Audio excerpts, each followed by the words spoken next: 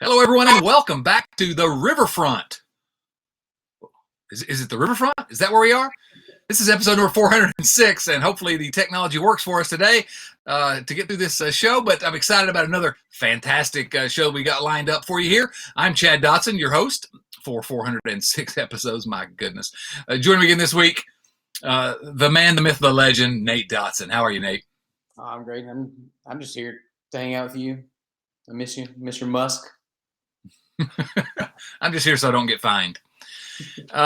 So the Cincinnati Reds, big week for the Cincinnati Reds, right? Lots of stuff going on, lots of stuff to talk about. Man, this is the best time of the year to be a Reds fan. The Twitter fear has been alive. Oh my goodness, I've stayed away from Twitter the last week or two. Have you noticed that? I just You did seem a little happier. My mental health's better. It's not bad. So let's talk about the news of the week, such as it is. There is actually a little bit, but the first thing I want to talk about was the lockout. I mean, this is kind of where we start every week. The players are still locked out, and if you look at some of the coverage, maybe I'm reading too much into it, man. Maybe it's because I'm getting antsy, but some of the coverage, the writers are feeling like they're starting to get a little bit. What's going on? Because the players and the owners aren't really talking, and the owners are still playing hardball, and they're just kind of circling around each other. I think of like a sumo wrestling match. They're kind of circling each other, and but nothing's really going on, and we're starting to get to the point where it's about to get serious, right? Yeah, I'm starting to get a little bit worried. I've been pretty optimistic throughout the whole thing, but there's supposed to be games in a few weeks. People reporting sooner than that, and they haven't gotten any closer. The owners did make a play, and they said, we're not going to give you anything you ask for, and we're actually going to ask for some stuff back and make it sound like we're giving you things. We'll learn a lot. I think on the last I saw Monday, the players are going to present a new proposal. We'll learn a ton by that. If they are willing to, I'm not even willing. I don't want to say that because I think you and I are on the same side here, but we'll see what kind of urgency happens come Monday. If not, if they're still just as far apart, then we're missing games. Right, and I frankly, I don't think the owners have been serious at all. And some of this is negotiation tactics, right? But their proposals have not been serious. We'll see where the players are. You're right. If they're still oceans apart, we may need to start worrying. And I know why you're so excited. You don't want to miss any games because you're terribly excited to go see the Baltimore Orioles versus Oakland Athletics on Friday, July 27, 2012. Right? That's a big game. Why is this laid on my desk? Yeah. Though how about this one? Here's Camden would not be a bad idea this year. You're right. There's a different one. This is the Mets, 2011 Reds and Mets. This is at the Great American Ballpark. Have you been to the Great American Ballpark? I've heard of both those teams. Yeah, they are actual major league teams. One of them is even major league caliber. So yeah, that's the news with the lock. I'm not going to tell you which one. Actually, the Mets are kind of their ownership, and they're kind of run about. They're worse. Their ownership's not worse than the Reds. Maybe they're a mess too, but. And we're not even going to talk about the Orioles, but actually we just did talk about the Orioles. I'm a little confused. What else is going on in Reds land? Well, the Reds this week signed a guy. Hey. They signed a guy. And actually, as much as we like to poke fun at the Reds, and this is not something that really moves the needle for the 2022 season, but I don't know. I'm pretty happy with the Reds signing Ricardo Cabrera. Ricardo Cabrera, 17-year-old out of Venezuela. A shortstop, I think, 6 feet, 175 pounds. It's kind of a splash on the international market, and the Reds have in recent years made a splash on the international market. I think of guys obviously like Rosell Iglesias, rest in peace, and Aroldis Chapman. And so I think Baseball America and MLB Pipeline had Ricardo Cabrera as number 3 overall player in this international class. So, as much as we like to poke fun, this is a good bit of business by Nick Krall and the Reds. Yeah, you can't be mad about it. And a lot of teams, prefer the international draft over the regular MLB draft. I think the Yankees tend to put a little more emphasis on their international prospects, and they've won some games over the years. Cabrera by himself, I think he's got a chance to be a stud. They're saying that in all likelihood he stays at short, where his bat's going to be incredible. He is got a chance to grow into a body that puts him over at third, and his bat still plays there. hits it to all fields with that gap power. Just pretty exciting guy. Yeah, when's the last time we had a hitter that the Reds signed internationally that had this kind of potential? Because I don't really remember one. Certainly two-way potential, offense and defense. So yeah, I mean, we're not going to see him for a while. He's 17, so it'll be at least like 6-8 months before he's in the majors.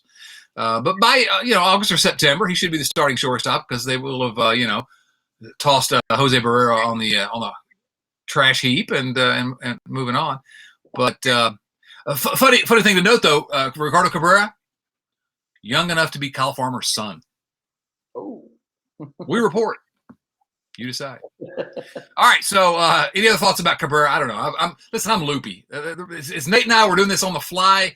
I just had an almost 6-hour drive. It's been a crazy week, and so if I'm a little loopy today, it's not entirely my fault.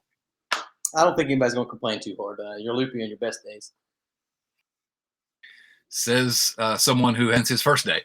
Other news. Speaking of prospects.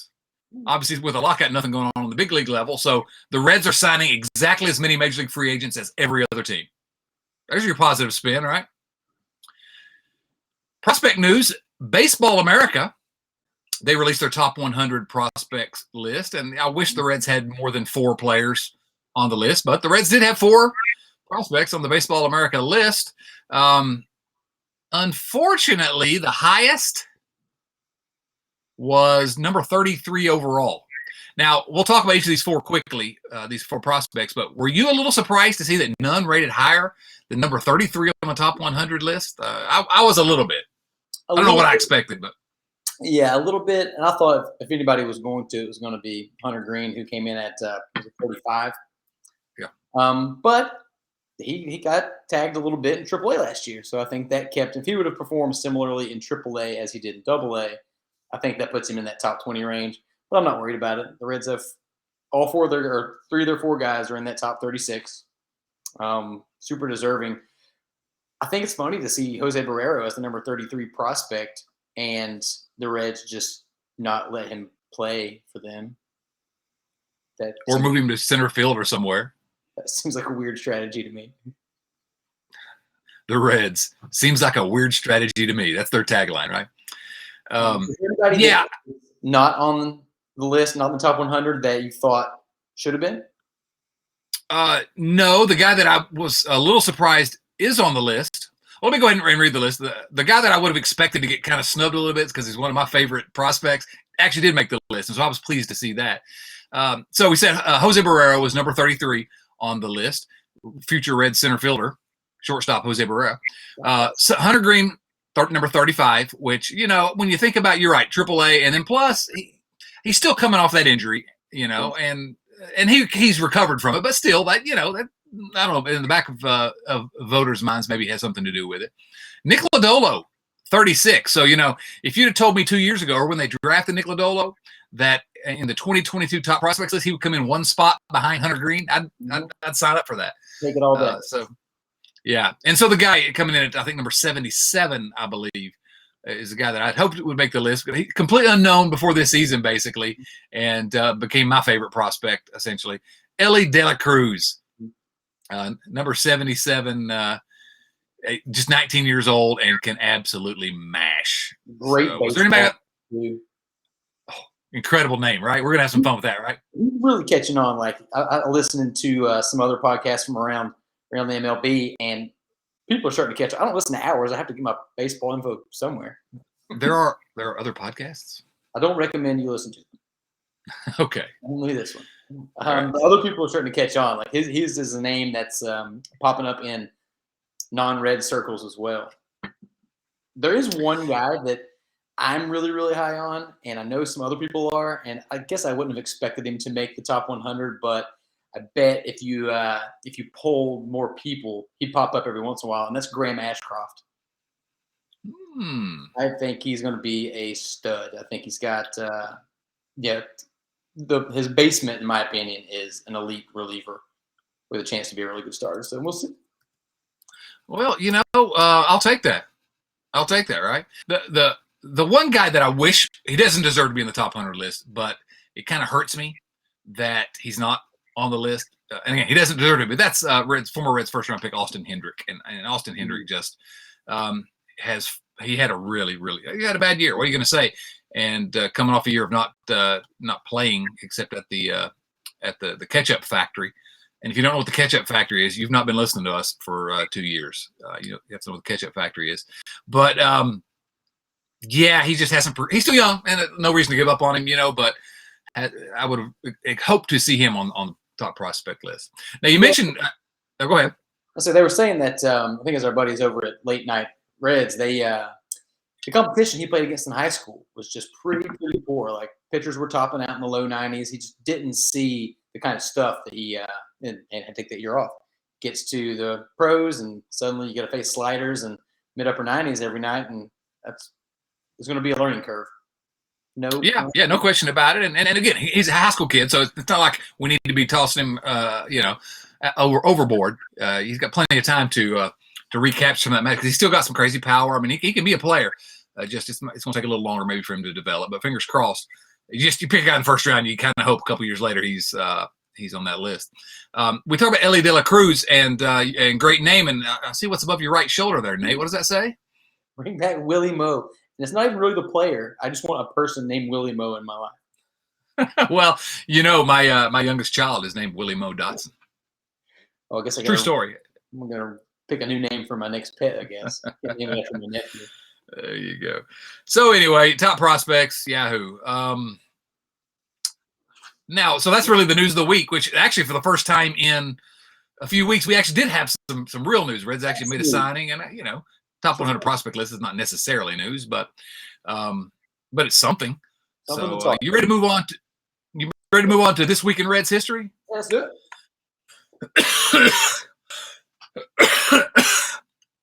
Easy, longer. Yeah, I know. I gotta move to Arizona. Those are just listening via audio. You didn't hear that? Well, you didn't hear if you were watching on video either, but got a little choked up there at the idea that the Reds signed a guy. So this week in Reds history, Nate, let's talk about, again, our buddy Chris Garber couldn't be on this week, but he did, just like last week, did a little research on birthdays and history. It's a fun little, and we got an idea about maybe how to feature more of these things because it's a lot of fun. And he did a lot of research. And so in the interest of time, there are a few that happened this week in Reds history that I think would be interesting to talk about. Now, let's go to the first one from January 16th of 2011. That was fully 11 years ago, because I know math. January 16, 2011, the Reds signed Joey Votto to a 3-year contract extension worth $38 million, thus avoiding arbitration and rewarding the newly crowned National League MVP. 15 months later, Votto gets 10 more years on that deal. And Chris called it the largest significant and perhaps smartest talent investment the Reds franchise had ever made. So 11 years ago today, Joey Votto started getting paid. And if you'd asked me at that time, if he's still going to be on the Reds in 2022, and if so, is going to be any good, I mean, I probably wouldn't have doubted Votto at that time because he was the best player in baseball, but who knew? I'm just thrilled that he's still a guy.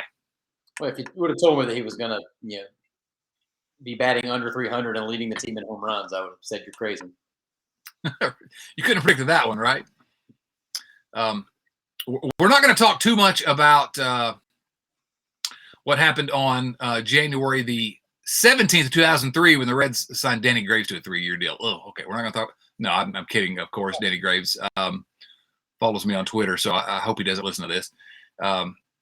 A 2-time All-Star. Graves had a good career. That was the kind of the beginning of the end for him in Cincinnati after that. But Nate, what else you got for this week in Reds history?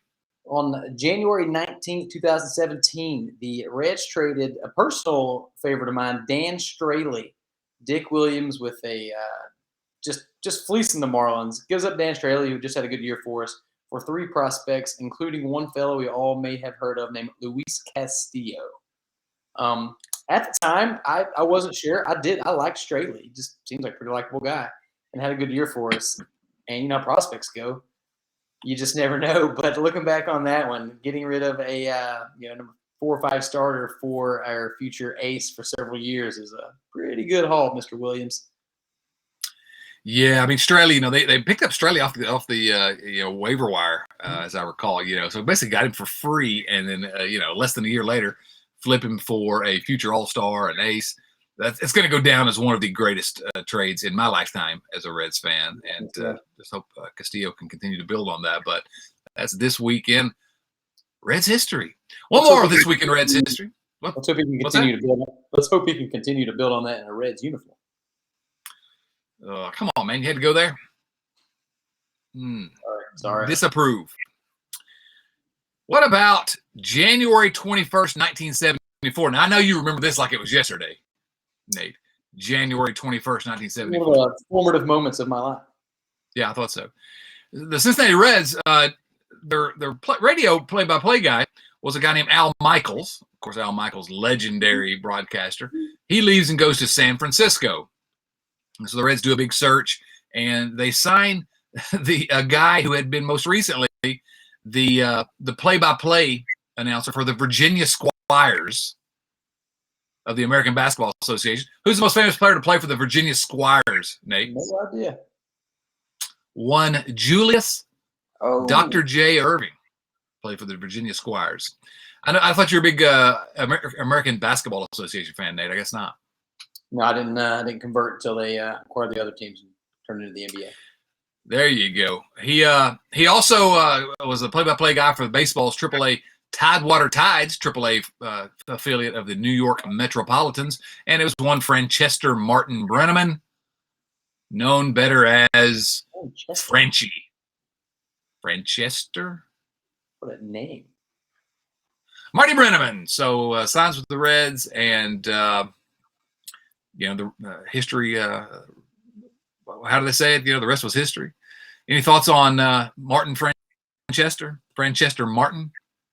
I think that I guess the casual fans' opinion of this occasion is going to differ depending on when they started listening to Marty. Growing up, him and Joe in the booth was the best in the biz. I mean, outside of maybe L.A. and Vince Scully, we thought we had the best duo in the booth in the game, and we did for a long time. Towards his later years, he got a little curmudgeon-y. I started losing hope for him whenever he, took his Adam Dunn stances, and that was the end of it all for me. But still, we got a long, long time with one of the best to ever do it. And even when he was, people criticizing him for being crotchety, he still, in terms of just being able to call the game, call the action, as good as anyone. I mean, just really incredible. But if whatever you thought about him, you have to admit that he totally redeemed himself by writing the foreword to the Big 50, the minute moments that made the Cincinnati Reds. So there you go, Nate. That's the news from this particular week in Reds history, or in current day Reds, and this week in Reds history. We laughed, we cried, we enjoyed it, but I think it's probably time to move on. We do have a topic of the day for a reason. We should probably touch on it, I guess. Yeah, topic of the episode here. Again, if you obviously last week's topic, by the way, top 5 favorite Reds of all time. That ended up that was a lot of fun last week. Really kind of got a lot of good feedback on that, didn't we? It was great. I checked Twitter the next day, and there was just all these people mentioning, listening to their top 5. I love that, by the way. If we can make that a recurring theme with these top 5s, you all chiming in and giving us your thoughts, I thought that was super fun. That's fantastic. Yeah. So our topic this week is going to be the top 5 favorite Reds moments. Okay. We went with top 5 favorite players last week and not the 5 best players, because it's more interesting to me, because you have different criteria for who's your favorite. It's not necessarily the best. And so same here, some of these moments are certainly going to be moments that most Reds fans are going to remember, but it's top 5 favorite Reds moments. Now, Nate, I see your list, but did you rank them 1 through 5? I went 5 to 1. There you go, 5 to 1. Well, I went 1. I went 1. You 1 to 5? I went 1 to 5 is how mine's listed. So we're going to start at each of our number 5, and we'll just count down to number 1. So why don't you tell us what your number 5 most favorite Reds moment of your lifetime as a Reds fan? Yeah, I had to do quite a bit of rearranging. I thought about this a little too hard, but My number 5 was opening day in 2005.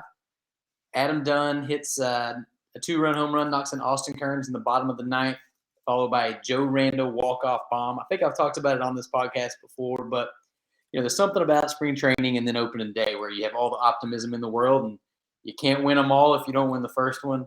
And I think that, I remember being at that game, being with a buddy of mine, and just the sheer emotion and the joy and high-fiving everybody that's anywhere close to you. And I'm wearing my sleeveless cut-off Adam Dunn T-shirt, as everybody did at the time. It was a super cool experience. That needs to be something you can get us if you join our Patreon. Get a sleeveless Adam Dunn shirt at some certain level of patron.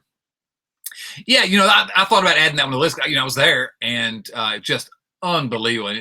And there's some moments at the Great American Ballpark, or as I call it, Jimmy Haynes Memorial Stadium, and where it's so loud, and it's just people are hugging each other, and you get kind of a different crowd on opening day anyway. It's not really your hardcore baseball crowd. Sometimes it's a lot of guys that are people that want to be seen, and but it was just unbelievable what you've done. And then Joe Randa, and just amazing. So that's a pretty good number 5, Nate.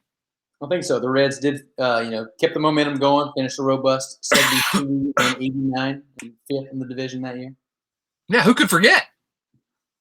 Terribly exciting. All right, my number 5, top 5 favorite Reds moments. My number 5 on my list, and this is one that, Pete Rose. Okay, it's Pete Rose, 4,192, the hit to break Ty Cobb's record. I was alive for that. Thank you. Sorry. This is September 11, 1985. Rose, of course, you were barely alive for that, right? Rose obviously has a bit of a complicated legacy. That's the way we'll put it here. But now, when I was a kid, and that summer that he was chasing Ty Cobb's record, I didn't know Pete Rose from the glory days, just from hearing the adults talk about how great he was for the Big Red Machine. And so, he comes back to Cincinnati, and they start being competitive for the first time in my lifetime as a Reds fan.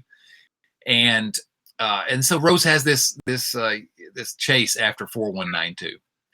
And I don't know, if you didn't really experience it, it's a little difficult to kind of contextualize it for you kids, because stats aren't really what they are, aren't these days what they used to be. The chase for those big stats in baseball. I don't know. I think maybe the steroid era changed some of that, but the fact that he was chasing the all-time hit record, and we didn't have Fangraphs talking about how he was hurting the Reds by playing instead of Nick Osaski or somebody, right? And so it was just Pete Rose, a local hero. And that summer, and when we didn't have social media, you had to wait to either listen to the game on the radio to find out. If not, you had to wait until the next morning, or the news at night. The 11 o'clock news would carry it. And everybody was asking, what did Pete do? Did he get a hit? Did he get a hit? And you weren't there, but our father and me and our brother Corey were there for the hit that got him to within 20 hits of the record. And the Riverfront Stadium was just electric. It was wild. And I remember the night. It was a Wednesday night. I remember it was a Wednesday night. I remember where we were, and because I didn't get to see it until the highlights later on the 11 o'clock news. But just following Pete Rose all summer and that streak, I think I was the right age. I was 11 years old or something at the time, 12.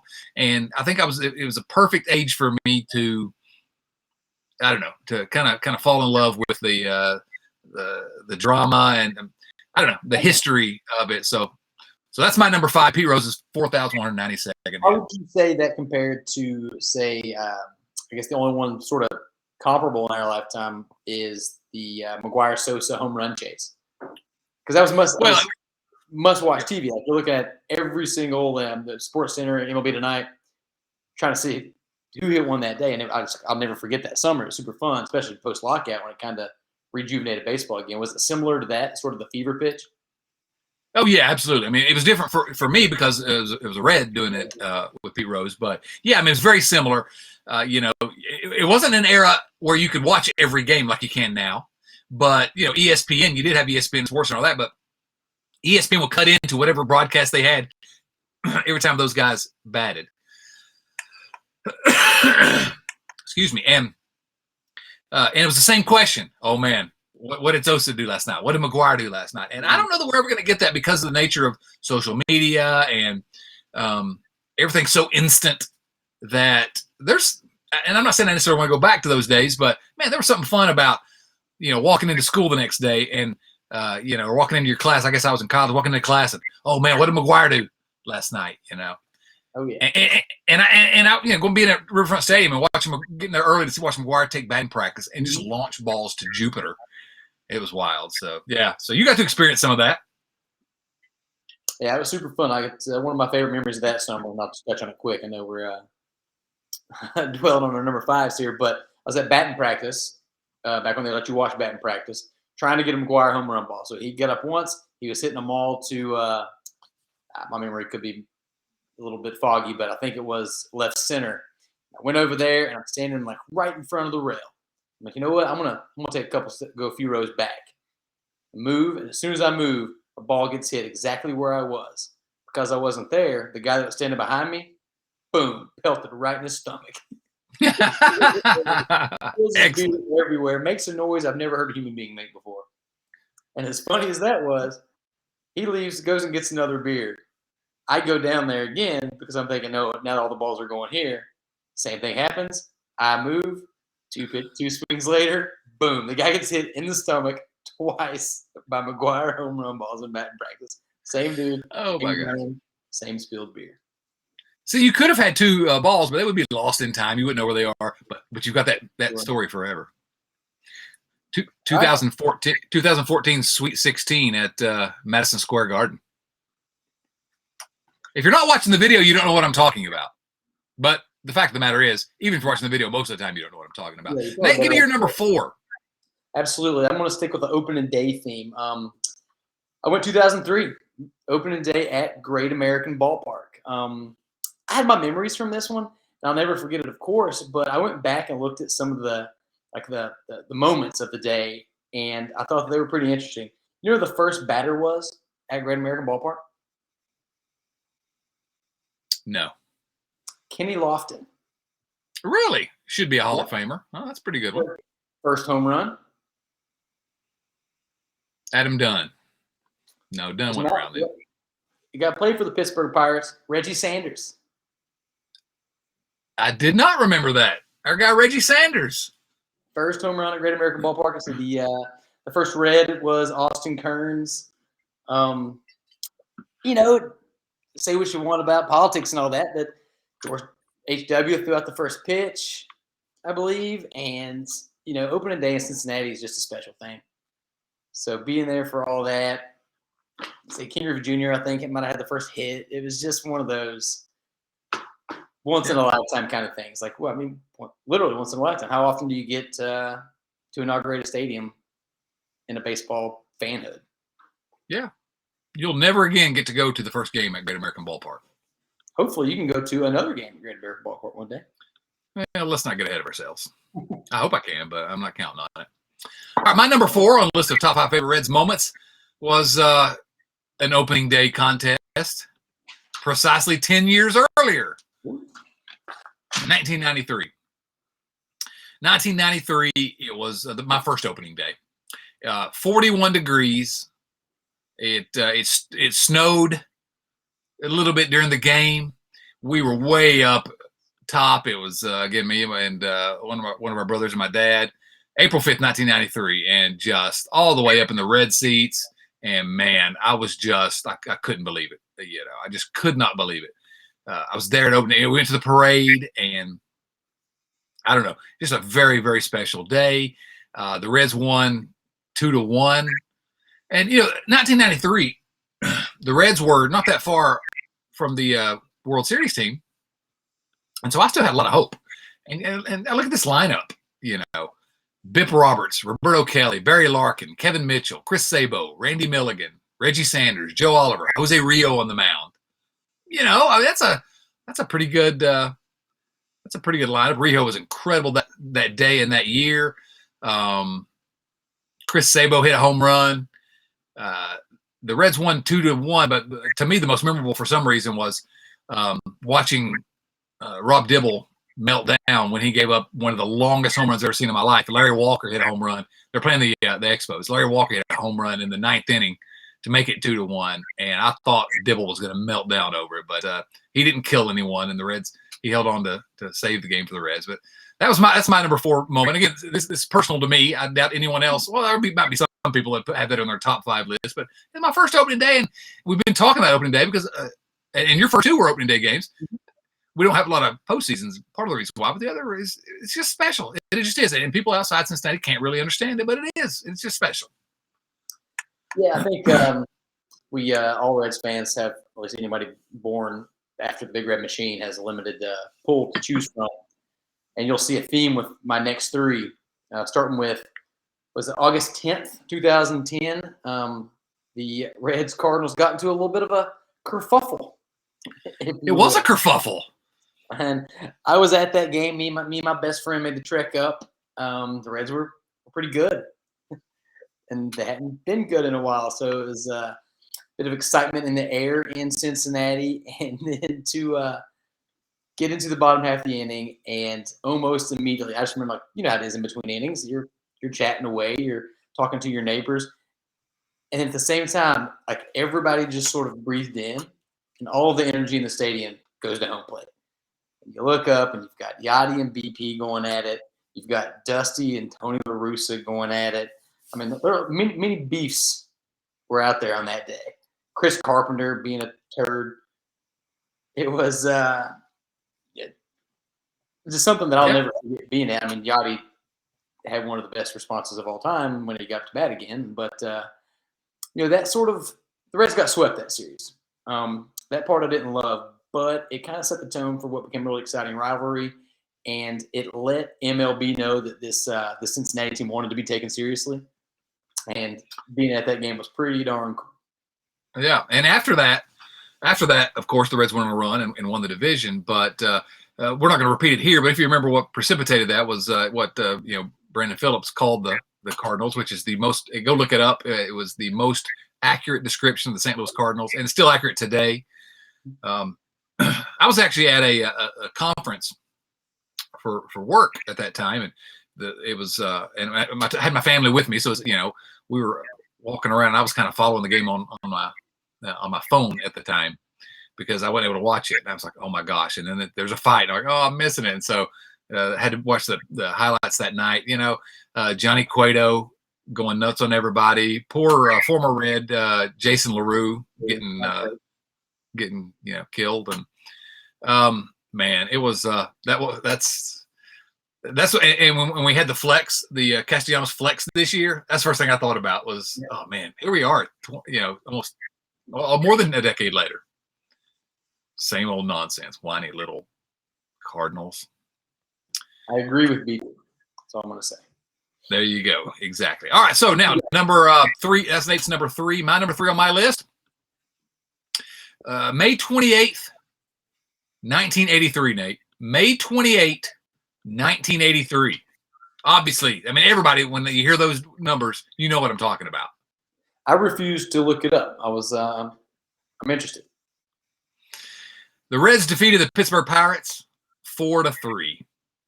Ben Hayes got the win. Rod Scurry took the loss, and Bill Scherer got his second save of the season. Just incredibly exciting. All right, what was number 2 on your list, Nate? Oh, okay, wait. There's a little more context. Let me give a little bit more context. That was the day that young Chadwick walked on those, rubber expansion joints at Riverfront Stadium for the first time and stepped up into the stadium and walked out and saw that green AstroTurf that was so gorgeous to a 7 or 8, and to a kid. And of course, I've talked about this game more than any game on this podcast because that's the game where I wanted to see Johnny Bench play in his last game, and he did not start. Someone else did, but seriously, the Reds won, which I loved it. Gary Redus, the immortal Gary Redus, stole home in the first game I ever saw. Gary Redus stole home. I mean, that doesn't happen. So that was the beginning, really the beginning of this lifelong love affair with the Reds. Just being there, and and everybody's got their own story about the first time they got to go to a Reds game. Sure. That was mine, and that's why I'm still here 1,000 years later, still talking about this stupid team. What else? Well, you got number 2, Nate. I'm gonna stick with the same season because what else am I gonna do? I was born in 1985. October 10th, 2010. The Reds lost. They didn't even score a run this game. But it's the only playoff baseball I've ever gotten to see live, period. And it was our Reds. It was Cole Hamels pitched. I think we had Cueto on the mound. Homer came in relief. The Reds could never get anything going. They had got no hit game 1, had some really, really uncharacteristic errors to a pretty tough loss in game 2. But game 3 for that series against the Phillies in 2010, I remember riding home from the game with you, and we couldn't even be upset. Like it was. You cannot imagine a more just fun, electrifying atmosphere than that stadium. Even in the bottom of the 9th, when who was it? I think I actually wrote it down here. BP or somebody. BP hit a leadoff single in the bottom of the 9th. So we started to threaten. Everybody's on their feet. 46,000 people or something like that. It was insane. And even though they lost, it will like the goosebumps. I think I still have goosebumps from that game. Yeah, and it's kind of sad for us to be talking about this way about a game that the Reds ultimately lost the series. But at the time, first of all, it was the first playoff appearance in 15 years. So the first playoff game in Cincinnati in 15 years. And a real young team. We didn't know that they weren't ready for a period of success ahead of it. It turns out they didn't end up great. They had some success, but it didn't end up particularly well. But what I remember most is 10 minutes of the game start before first pitch. Mm-hmm. And sitting in the stands. Nobody's sitting. I shouldn't say sitting, but everybody's got their white towels. I actually still have that towel. It's somewhere amongst all this junk. And waving those towels and the sound and seeing those white towels being waved. And I was like, finally, some payoff for, what had been a pretty rough stretch the previous decade. And I'm like you. Yeah, that didn't make my list, but man, it easily could have. Yeah, easiest 10-hour drive I've ever had to make. Oh man, you did have 10 hours. I didn't have quite that kind of a drive that night. You got me those tickets though, so forever dead on that one. Yeah, that was a good one. I'm glad we both got to do that. So, all right. So now we're up to that was Nate's number 2. That was game 3 of the 2010 National League Division Series. Reds lost to the Philadelphia Phillies. Now we're up to my number 2 now, but my number 2 is also Nate's number 1. And so I'll let you briefly talk about it first. And that, of course, also from 2010, Clinchmas. It's a little bit sad that 3 of my top 5 favorite Reds moments all came from the same season. That's exceptionally sad. But oh man, like I was at Trinity's Irish Pub. They had the MLB extra innings package, the only little bar restaurant in Charlottesville at the time that I was aware of that had every Reds game. The owners there were super kind to me and my buddy, also a Reds fan, and they would they had like a little 3rd floor that they only opened up for special occasions. They would come open it up and just let me and him sit up there and watch Reds games. Sometimes they'd hire us from a bartender. We won't get into that. But that game, we had invited a bunch of people to come join us. We knew there was a chance for it to end the way it did. We bought a champagne bottle and just got everybody to sign it all night long. And it was Merry Clinchmas. Jay Bruce, first pitch, bottom of the 9th. It was the coolest moment of my Reds fandom, and nothing's really come that close. Yeah, no, it was certainly a number 2 for me, and it was a situation where I was actually in the park that day. I got lucky, I guess, but we were out in the moon deck, and I remember like it was yesterday, the swing and just watching that ball soar, and then everybody just high-fiving each other and going nuts. I remember you all know Joel Luckup, who's written a couple Reds books, and I remember giving him a high five, and we were just it was again some of that same sort of release that we were talking about with the playoff. Yeah, is oh my, after this awful series of seasons, we have a winner. We actually won the division, and Jay Bruce, the home run off Tim Burdack, I believe, and I don't know, just an incredible moment. There's some funny subplots there. Burdack, like his stats on the season against left-handers were nuts. Like the guy just did not give up home runs to left-handed hitters. And that was the moment, no matter what Bruce did after that, that was the moment where Bruce secured his spot in the Reds Hall of Fame. So he was the first person off my list of top 5 favorite Reds. Like he easily could have been on that list. Oh yeah, definitely. I was a little surprised it wasn't mentioned last week in that discussion, but some people did mention it on Twitter at us. All right, my number 1 on my list. This is one that would not have been on Nate's list, obviously, but my number 1 favorite Reds moment. I wasn't in the park for this one because the park was out there in Oakland, California. It was Game 4, 1990, when the Reds clinched the World Series, the only World Series that any of us remember. I was in our parents' living room at the time. I was in high school, and I felt like I had suffered my whole life as a baseball fan. Little did I know. But my team winning the world in a sweep over the powerhouse A's. And then I remember seemingly every pitch, Rijo threw that day. Jose Rijo was just dominant. I remember him coming off, bounding off the mound and give me 1 run, and then Herm Winningham lays down the bunt and beats it out. And then, oh my goodness, it was just, and then Randy Myers comes in for the save and, gets Carney Lansford to pop it up behind first base, and a mortal Cincinnati Red Todd Benzinger secures it. And I don't know, just if you'd have told me it's never going to happen again, I wouldn't have believed it, or I would have just switched teams or something at the time. But the joy of watching those guys jump around on the mound, why it should make me, some dumb guy, watching from thousands of miles away, so happy. But if you're listening to this, you understand, I guess, that it was I hope we get another one like that. And if we do, hopefully I'll be in the stands.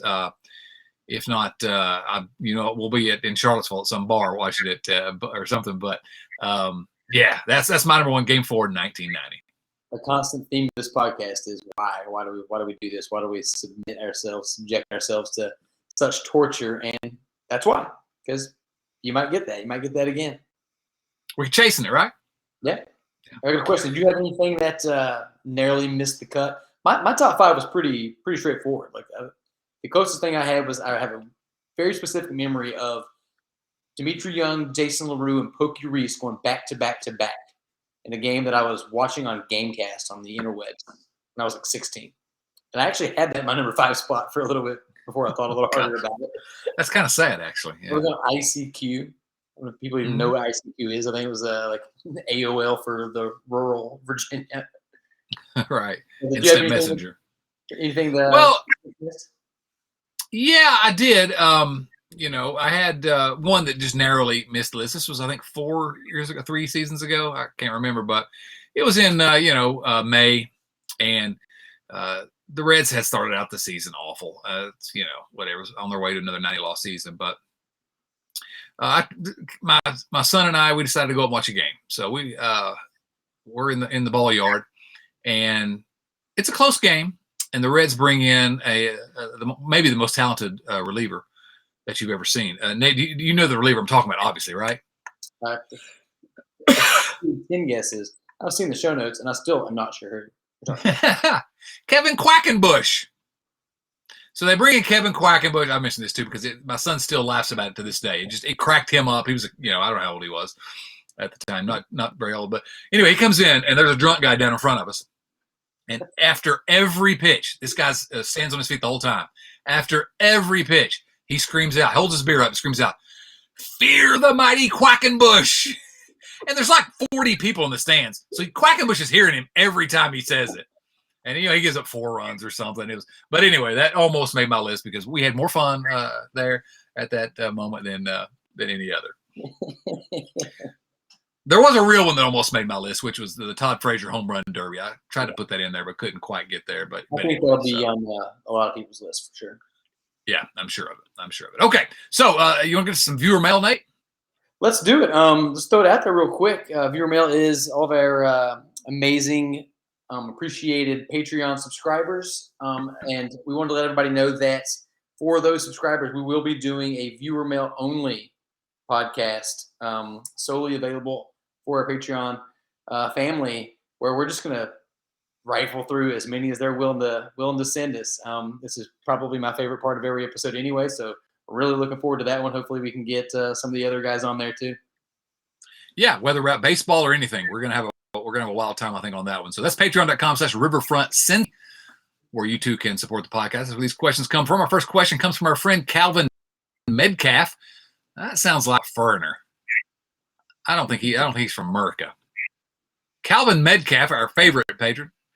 With Jonathan India giving tickets to a fan at the Bengals game, as well as following him on Instagram, I'm curious, during your time watching the Reds, who has come across as the kindest player?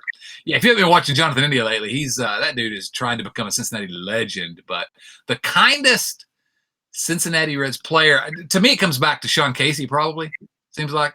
Did you have another name, Case? Okay. Nate? Nope, Sean Casey was it. Touched him last week as well. I think that it's not just when he played. I think it's still true. Yeah, absolutely. Now, by the way, I meant to say this a moment ago. This viewer mail segment here is going to test my strengths as an analyst here, because I told you, that I just got off a long drive. I started a new job this week, and so I haven't even looked at these questions yet. I'm sorry. I always do my research and try to get ready for these questions. I haven't looked at them, so I'm winging every one of these. So, Chad's had a pretty hectic 7 to 10 days. It has been crazy, and I don't know. We'll talk about it more later. But you didn't need a ton of prep for Joe Farfsing's next question. Why don't you go ahead and read Joe's question for us?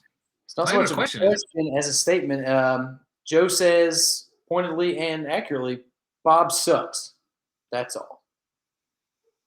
I'm assuming about Mr. Castellini and not our uncle, but well, but then again, that particular uncle, speaking of being at Reds games where there's almost nobody in the stands, we went to a late season Reds Astros game, and we were right behind home plate, nobody there, and they're playing, and Jeff Bagwell played, and he screamed at Bagwell the entire game, but he wouldn't call him Bagwell, he called him Baggy Britches, and he just thought that was the funniest thing ever.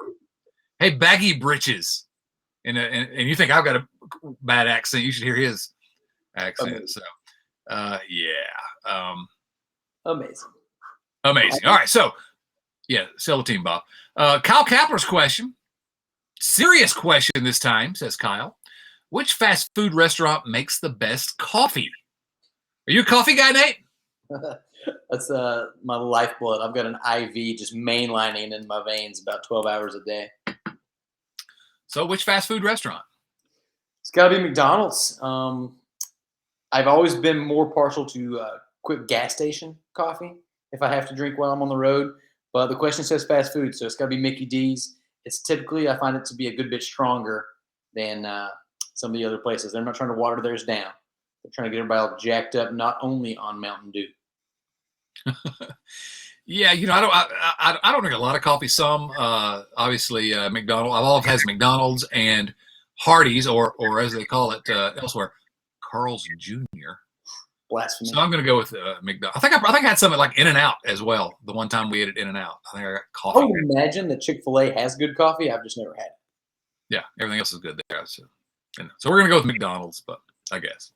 Next question comes from Phil Thompson. Phil says this, Titans fan here. I don't know about that, Phil.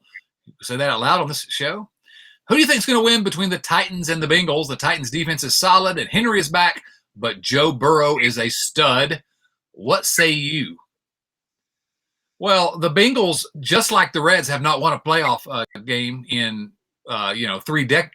Oh, wait, actually, I'm getting word from the home office in Kalamazoo, Michigan.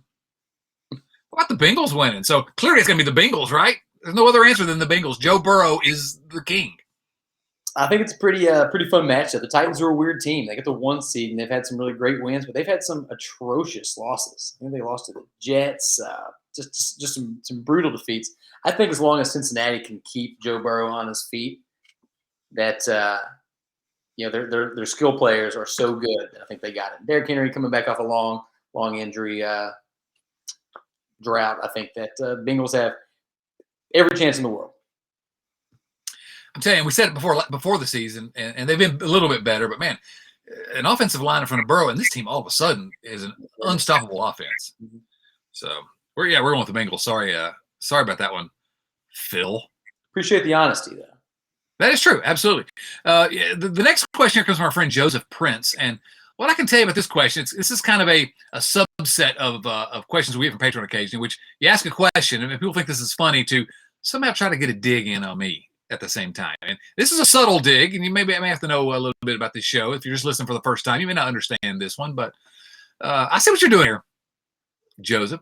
His question is this. Again, he's come from patreon.com/RiverfrontCincy.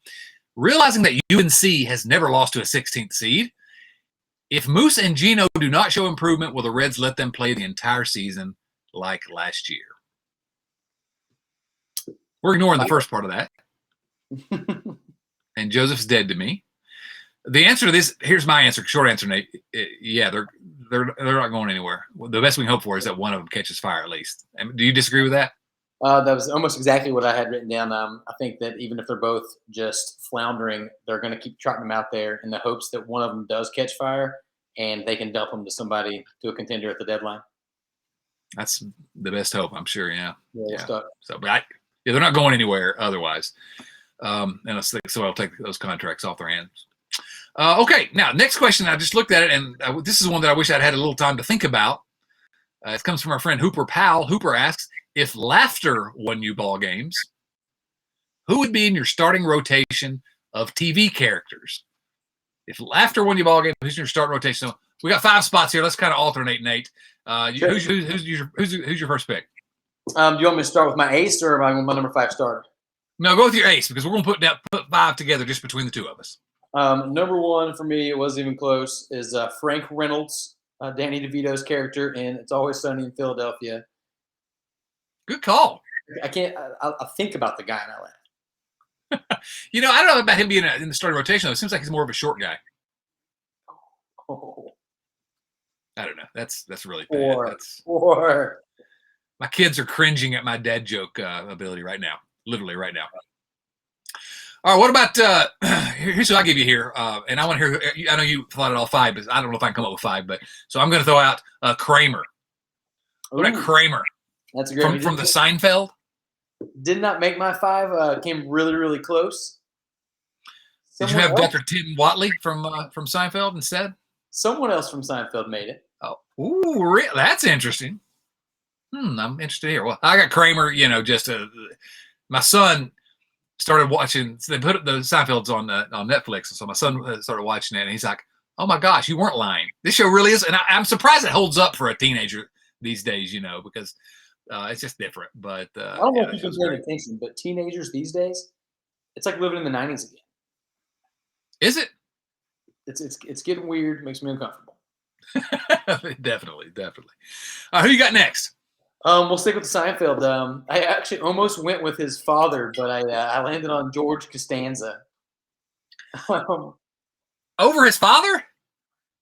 I mean, over Kramer? It was a volume thing for me. I think George Costanza is, if you like Larry David, then you have to like George, because Larry David almost made my list too. One of the most well-written, entertaining characters, TV history, comedy, or otherwise. Yeah, absolutely, no question about it. And if I had time to think about this, Larry David's absolutely my top 5. That show, that show's been they're season 11, and it's taken like 15 years to do it. And that show, it just keeps getting funnier, and I don't know how. Larry David's a genius, and he has all the money too. A co-creator of Seinfeld, Curb Your Enthusiasm. How about this one? Here's a deep cut for the start rotation. I'm going to go way back into the Wayback Machine and give you Barney Fife. Ooh. Come on, Barney Fife, right? Got to be up there. Can't argue with it. He's in there. All right, who else you got? I'm going to go with the immortal Dwight Schrute. Dwight Schrute, okay. My favorite character from The Office. I think Steve Carell would have been a fine choice, but nobody had me laughing more than Dwight. Well, who else you got? Let's hear the rest of your list. My favorites, Ron Swanson. Probably my favorite TV show character of all time. Yeah. Also hysterical. That's probably my ace. Right. Yeah. Then a sneaky contender for me that snuck in at number 5 was Will Smith as the Fresh Prince. I can't. The rest of yours I can buy. I love Will Smith. Fantastic, but I don't know if I can buy that one. I mean, those were the years for me. Yeah, it was your wheelhouse. It was the young pup. Yeah, I think about somebody back from when I was in my 20s, who was the biggest comedy star in the world, really throughout my 20s and early 30s. And that, of course, was Lucille Ball. Mm-hmm. See, now it's not true. I'm not 90 years old. See, that was a little joke I did there, a little humor. I did think about putting in Sophia from Golden Girls just to get some female influence on the list because she was funny. Yeah, but if you're going to go Golden Girls this week, you probably can't go with Sophia. Listen, I'm not going to let the zeitgeist tell me who to vote for. Okay, all right, I get it. I could think all day, Red Fox from Sanford and Son. I mean, they just have the million. This would be a great topic. I thought you were going to say the robot from Mystery Science Theater. Which one? Crow T Robot? Yeah, Tom Servo? What about Gypsy? Oh my gosh! Don't mock my love of Mystery Science Theater. He's mocking it. I need everybody to go to the Twitters if you like Mystery Science Theater and mock Nate. Which means nobody. Yeah, nobody watches Mystery Science Theater. I think I'm the only one. So okay, good question, Hooper. We should have more time. Let's rapid fire the rest of these. Andy Wills. The Reds recently announced their minor league spring training invites. I was surprised to see Lodolo, but not Hunter Green. Does that mean Green is a major league starter this season?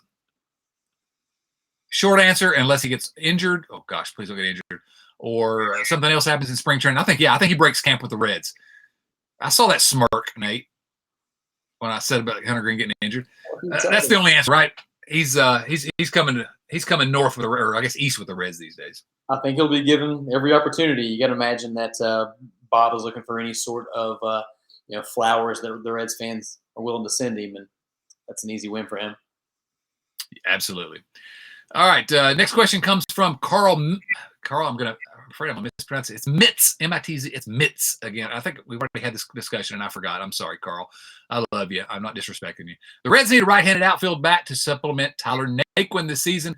Who should they sign, and why is it Andrew McCutchen? Oh, man, I love this idea. Naquin can't play every day, okay? But as a platoon guy, I love having Naquin as your lefty. And Andrew McCutchen's a guy I've been wanting to see in a Reds uniform for, 12, 13 years now. So love me some Andrew McCutchen. He's not the same guy he was before, but as a platoon guy, he absolutely could be productive in this lineup. Yeah, I would have loved to see him 12 or 13 years ago. Right. But you're okay with it now or no?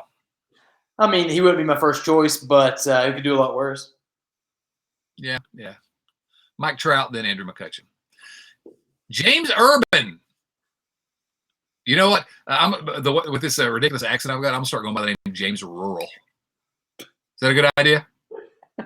No. I like Loopy Chad. James Urban. Am I the only one thinking this? Jonathan India, Nick Castellanos' friendship might somehow keep him with the Reds. Yeah, James. I like your optimistic attitude, but ain't happening. I mean, you threw in a couple qualifiers, might and somehow. I think that's the only real hope we have. No, that's true. That's the way you phrase that is right. Yeah, I wish. I do enjoy seeing them work out together, and I love watching Andy out there living his best life. That guy's having all the fun. But being a young, we'll see. To play across Naquin. There we go. Yeah, I think we should get Nick Castellanos and platoon him with Tyler Naquin, right? No. The role he deserves. All right, I'm going to let you, because I know you don't like this guy very much, so I'm going to let you read the next question, Nate. From our buddy Joey Gaditza. You said I don't like Joey, or the people in his question? That's what you told me before we started recording. Is that not true? That is the most inaccurate thing, and also rude. Joe and I have been chatting quite a bit. Yeah, I may have just told a lie. I'm sorry. I enjoy all of our interactions, Joe. Do not listen to Chad. He's a filthy potty mouth. Joey's question is, hey, guys, so with Tucker gone now, Ty does the bulk of the catching. Farmer is the backup now, I assume. Barrero can stay at shortstop that way. Makes sense, right? I think. It makes some sense, maybe. I like your optimism that you think Barrero is actually going to get playing time. At this point, I'll take him anywhere. He needs to be a shortstop, of course, but gosh, I need some evidence that the Reds are going to play. Yeah. Well, first of all, Farmer's not going to be your backup catcher either way. Best case scenario is Farmer being your backup at shortstop, second, third. Farmer being your backup. Did I say Barrero? Farmer being your backup everywhere else. Okay. But yeah, I'm not optimistic about Barrero being the shortstop this year. That makes me really upset. Next question, Rich Thompson. Rich's question is this: gentlemen, if and when you decide to make the Riverfront Beer League All-Star softball game happen, who will you give as the play-by-play and color commentators to cover our extravaganza and spectacle of athleticism unleashed? Good question, Rich. Play-by-play and color commentators. To me, there's only I guess if it's televised, to me, it's got to be George Grand and Chris Welsh. That's my answer. What do you think, Nate? I love both those answers. I went with Gus Johnson. I've never known him to call much baseball, but that guy makes anything entertaining. I'll take it. What about Vin Scully? I mean, he would be he'd be so lucky to call my softball game. Yeah, really. If he ever done. Rex Scott. Guys, please summarize the strengths and weaknesses you see in David Bell as our manager. What do you think he needs to do better and or keep doing next season? My opinion about David Bell is this. And I know you probably maybe thought about this more than that because I just read the questions first I've heard of it. David Bell has no strengths and no weaknesses. He is the most average manager in the history of baseball. There, that's my answer. Do you have a serious answer, Nate? That actually is a serious answer. I actually believe that. I think he's meh. Yeah, I mean, I put some thought into it. My answer didn't end up being much different. I think he's had some questionable lineup decisions, and he likes to trot out some relievers that I wouldn't necessarily think that I would do in his case. But you got to play the hand you're dealt. I think a lot of the times, as long as the players like the manager, some of these in-game decisions can be a little overrated. He seems to have his guys back, and I like that. I think that we had Dusty Baker, who we were all ready to buy him his Uber out of town. Crazy. And as a fan, you end up just disliking these guys, and I think that in the long run, it's overblown. David Bell's fine. Yeah, my serious answer is weaknesses. He likes to make sure you remember that he's in the dugout sometimes by just over managing. Strength, I think he's open to advanced analytics some, and he's at least open-minded enough to consider the numbers. But yeah, he is what he is. I wouldn't fire him, but I wouldn't go signing him to a 10-year extension either. All right, last question comes from Seth Shaner, and I don't know. I think this is actually a pretty good question. Does continued Bengals success? I always say Bengals. Bingles. Yeah. Does continued Bengals success put any pressure on Bob to do better? To try? For years, when the Bengals were awful, it was easy for the Reds to kind of look over there and say, hey, at least we aren't the Bengals. Yeah, for Bob to look over and say, what do you care? I'm not Mike Brown. Well, how the turntables? I guess my question in response was, did Mike Brown feel the pressure to turn up the heat during the Reds' extended and prolonged success in the 90s? Oh, wait. Yeah. I don't know. Let me think how to say this. I don't think Bob Castellini's feeling any pressure from anyone right now. I think Phil Castellini will only feel pressure if he thinks it's going to affect his checkbook, his bank account. And that's where we are as Reds fans. Good night. Well, actually, that is where we're gonna end off here, Nate. Any final thoughts for us? No, looking forward to next week. I'm looking forward to the viewer mail episode, and I mean for some off-season baseball talk. That's pretty fun. Also, yeah, I got one more thing to say. That was a lie about Joey Gaditza. Joey, you are my bro. He really never said a bad word about you, Joey, as far as you know. All right, so this is the Riverfront, episode number 406. He's Nate Dodson. I'm Chad Dodson. I'm tired. Subscribe everywhere you find us. Smash that like button at YouTube. Tell everybody about it. I mean, literally, walk out on your porch. I don't care how cold it is. Walk out on your porch and just yell. Subscribe to the Riverfront. Patreon.com/RiverfrontCincy. I don't know, whatever. Nate, great talking to you. Good night. Get out of here. All right, for Nate Dotson and for who else this week? D'Angelo Jimenez. Ooh. This is Chad Dotson saying, Cool. so long, everyone.